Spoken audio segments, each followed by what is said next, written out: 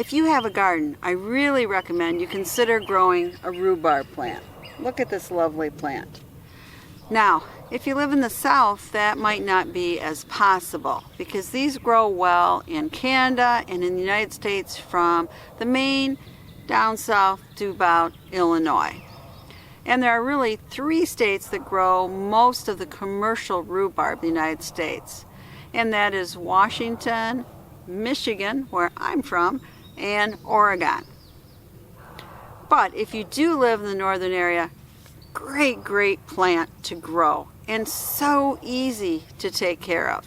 So really the only thing I do to take care of it is, if it doesn't rain, water it regularly, and then in the fall I put down some composted manure and some shredded leaves as a blanket.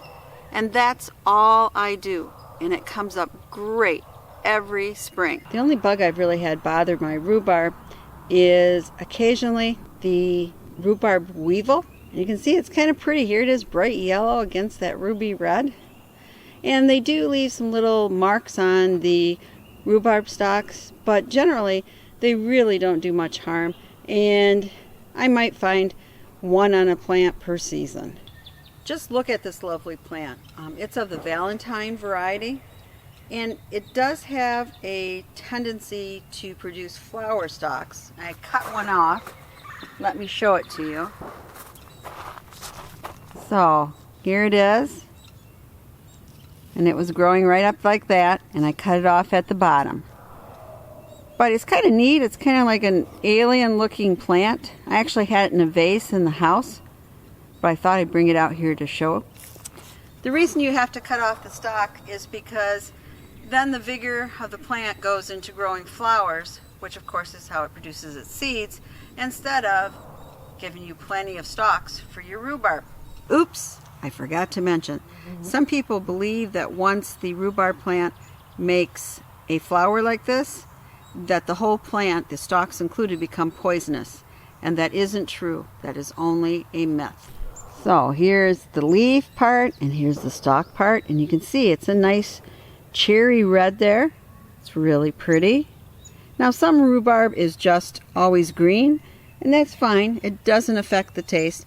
Some people say the redder the stalk, the tartar the taste. I don't know if that's true. I just think it produces a nice colored dessert when the stalk is red. These rhubarb stalks are about 95% water, but they're rich in vitamin C, vitamin K, of course fiber, and calcium.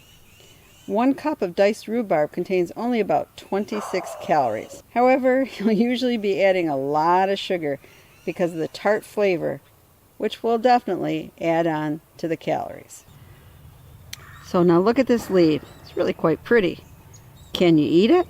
Well, I suppose you could, but you really shouldn't, because the leaves are poisonous.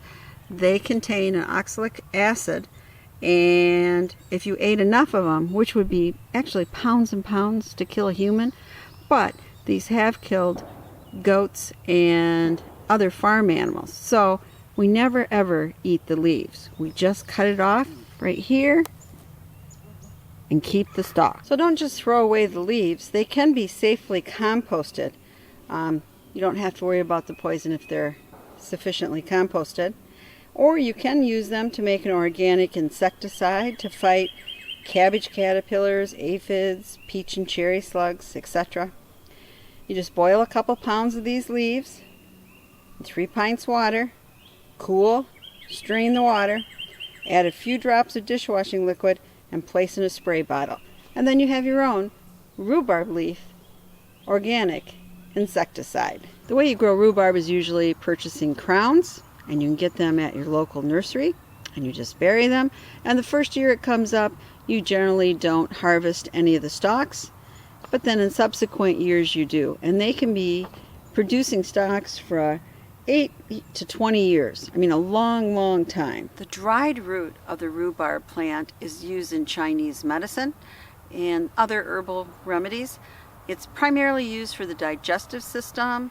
It's used as a laxative to help constipation, to help heartburn, and other such complaints. So I encourage all of you to, if you can't grow rhubarb, then at least buy it in the store and make some great recipes.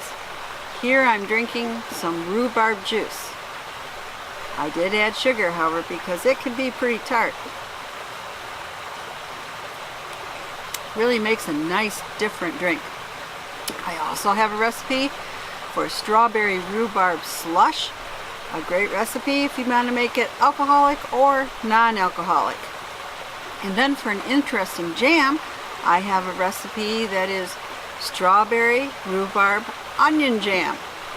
Really tastes great, especially as a condiment for pork. And I even have a video on candied rhubarb. So I encourage you, check out my rhubarb recipes, and please, now is the time to enjoy rhubarb.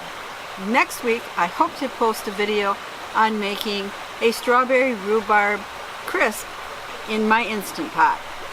Until then, tell me how you love rhubarb and what's your favorite rhubarb recipe. This is Prepper Potpourri saying, as always, thank you so much for watching and subscribing. Thumbs up if you like this video.